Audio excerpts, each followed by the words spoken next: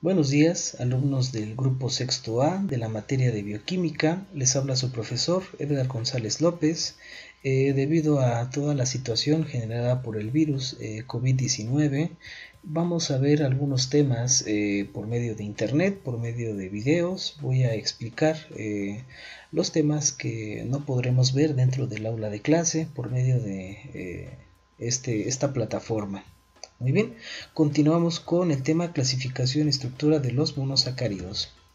Para comenzar, vamos a hablar un poco de manera muy generalizada de todos estos compuestos que los seres vivos utilizan dentro de su metabolismo. Son una infinidad de compuestos y todos estos compuestos se agrupan dentro del término metabolitos y por definición son compuestos que son procesados o producidos por seres vivos.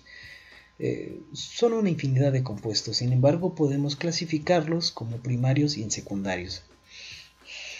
Los metabolitos primarios son compuestos indispensables para la vida de los organismos y participan en funciones vitales dentro del organismo, como pueden ser la respiración y el crecimiento.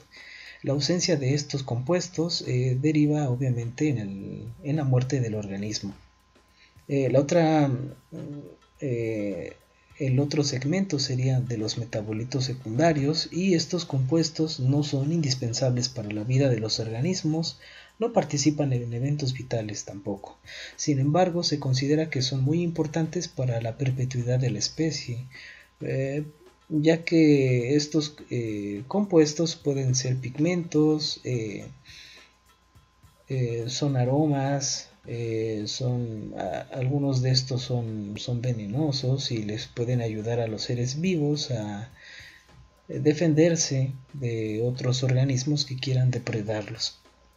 Bien, dentro de los metabolitos primarios tenemos a los carbohidratos, las proteínas, los lípidos y los ácidos nucleicos, indispensables para la vida.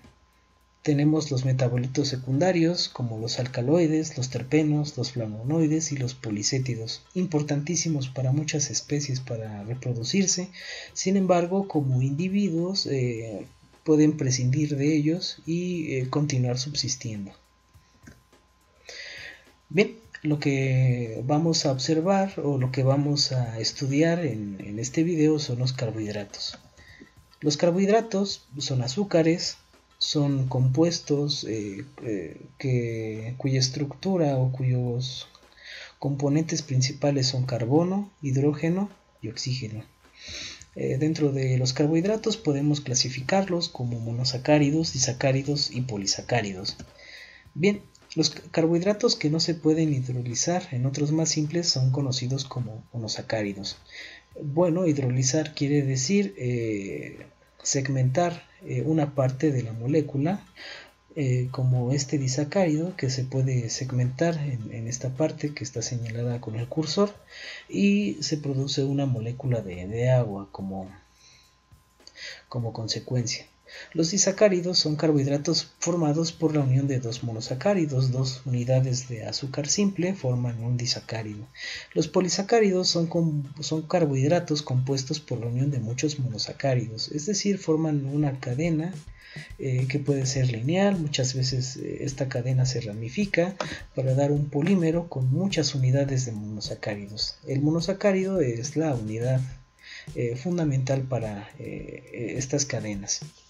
En este video vamos a ahondar un poco en los temas de monosacáridos.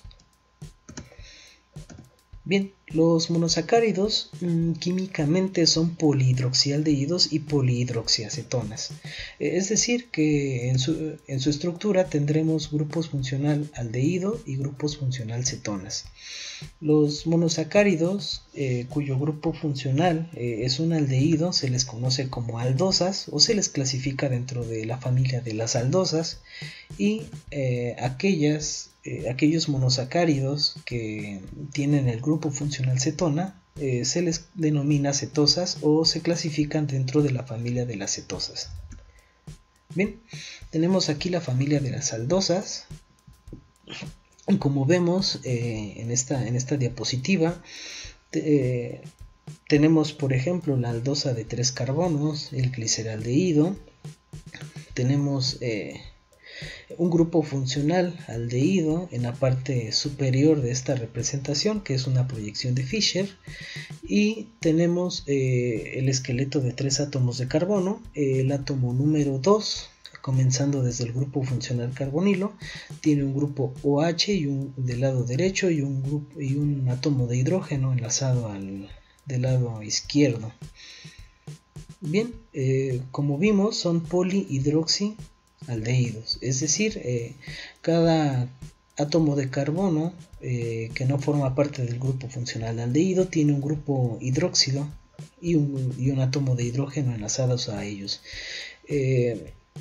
La distribución en el espacio difiere.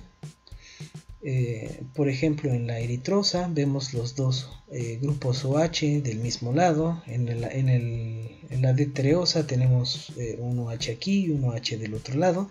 Estas diferencias en la distribución de los grupos OHs forman azúcares diferentes, con propiedades físicas diferentes y con reactividad metabólica diferente también. Bien, tenemos de 3, de 4, de 5 y de 6, que son los más comunes.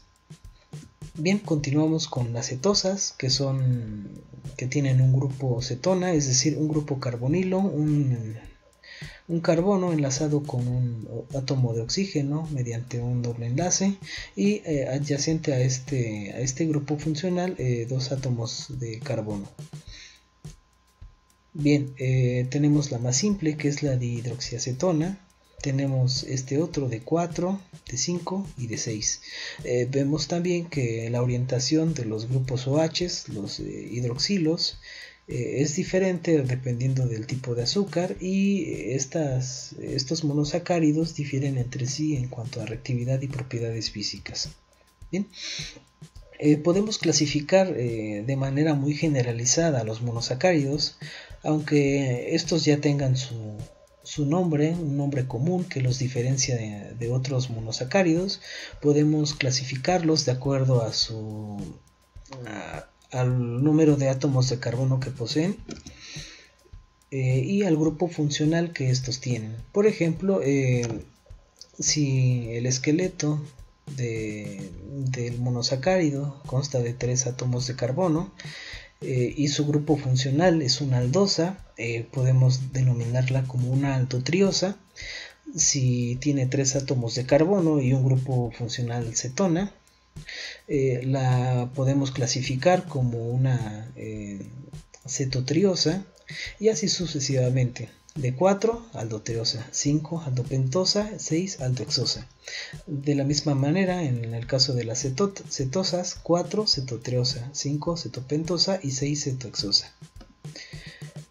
Bien, una característica importante, no vamos a ahondar mucho en ello, sin embargo es muy importante mencionarlo, ya que estas biomoléculas presentan estereoisomería, es decir, la distribución de los átomos difiere en el espacio y forman lo que se conoce como estereoisómeros, es decir, dos imágenes especulares la una de la otra, y la podemos ver, por ejemplo, si ponemos un plano espectral, es decir, como si aquí existiera un reflejo. El D-gliceraldehído es el reflejo preciso del L-gliceraldehído. Son idénticas en cuanto al tipo de conectividad, sin embargo las propiedades físicas e incluso las propiedades físicas o metabólicas difieren, como ya lo habíamos visto en clases anteriores.